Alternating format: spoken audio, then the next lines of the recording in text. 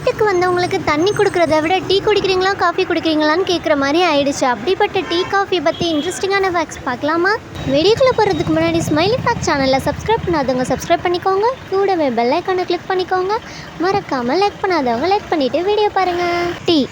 டீங்கிறது சிலரோட லைஃப்பில் பிரிக்க முடியாத ஒன்றாவே இருக்குங்க. இப்படிப்பட்ட இந்த டீ குடிக்கிறனால இதய நோய் வராமல் தடுக்குது. அது மட்டும் இல்லாமல் புற்றுநோய், பக்கவாதம், நீரிழிவு இதெல்லாம் வராமலும் பாதுகாக்குதுங்க. இவ்வளோ ஏன் நீங்கள் வெயிட் லாஸ் பண்ணுறதுக்கு கூட டீ ஹெல்ப் பண்ணுது. இது எல்லாத்தையும் விட டீ குடித்தா மன அழுத்தம் கூட குறையும் சொல்கிறாங்க. டீயில் பால் சேர்த்து குடிக்கிறத விட மூலிகை டீ குடிக்கிறது நல்லதுன்னு சொல்கிறாங்க. இதுலேயும் க்ரீன் டீ குடிக்கிறனால உங்களுக்கு வெயிட் லாஸ்க்கு ஹெல்ப் பண்ணும். கஃபைன் கண்டென்ட் காஃபியை விட டீயில் குறைவாக இருந்தாலுமே ஒரு நாளைக்கு 2லிருந்து 4 கப்புக்கு மேலே அதிகமாக குடிக்கக்கூடாதுன்னு சொல்கிறாங்க. இதோட டிஸ்அட்வான்டேஜ் என்னென்னா டீ அதிகமாக குடிக்கிறனால அசிடிட்டி, நெஞ்செரிச்சல், தூக்கமின்மை, பதட்டம், ரத்த சோகை இதெல்லாம் ஏற்பட அதிகமாக சான்சஸ் இருக்குன்னு சொல்கிறாங்க. ப்ரெக்னென்ட் லேடிஸ் டீ குடிக்கிறத குறைச்சிக்கிறது ரொம்பவே நல்லதுங்க.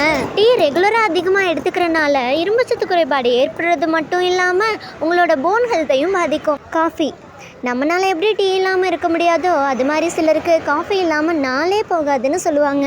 காஃபி குடிக்கிறனால உங்களோட பிரெயினோட செயல்பாட்டை தூண்டி உங்களுக்கு கவனத்தையும் நினைவாற்றலையும் மேம்படுத்த உதவுது. காஃபியில் உள்ள கஃபைன் கண்டென்ட் உங்களோட லிவர் அண்ட் ஹார்ட்டை ஆரோக்கியமாக பாதுகாக்குது. காஃபியில் சுகர் சேர்க்காமல் குடிக்கிறது அதிக பலன் தரும்னு சொல்கிறாங்க. காஃபி குடிக்கிறனால புற்றுநோயும் டைப் 2 நீரிழிவு நோயும் வரதுக்கான வாய்ப்பு குறையுது. என்னதான் இவ்வளோ நல்லது இருந்தாலும் இதுக்கும் டிஸ்அட்வான்டேஜ் இருக்குதுங்க. காஃபி அதிகமாக குடிக்கிறனால இதய துடிப்பு அதிகமாகும், தூக்கமின்மை ஏற்படும், செரிமான பிரச்சனை, நெஞ்செரிச்சல், தலைவலி, உயர் ரத்த அழுத்தம் இதெல்லாம் ஏற்படக்கூட அதிகமாக சான்சஸ் இருக்குன்னு சொல்கிறாங்க.